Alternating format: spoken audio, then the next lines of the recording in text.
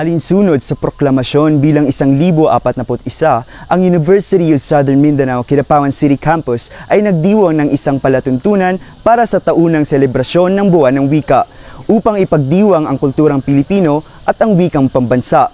Ngayon, ika-30 ng Agosto, taong kasalukuyan.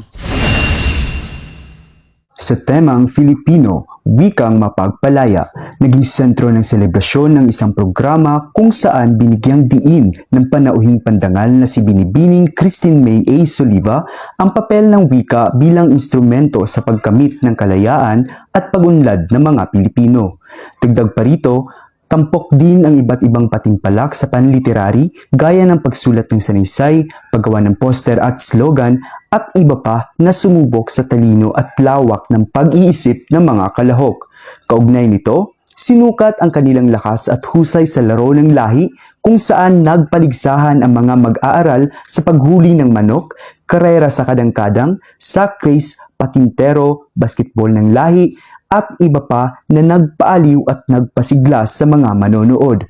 Samantala, ipinamalas naman ang tikas at kariktan ng mga kalahok mula sa Kolehiyo ng Edukasyon, Sining at Agham, Kolehiyo ng Agsikapan at Kolehiyo ng Teknolohiya sa presentasyon ng kasuotang Pilipino, kung saan ipinirada nila ang masisining na disenyo sa patimpalak ng katutubong kasuotan, creative malong at modernong Filipiniana at barong.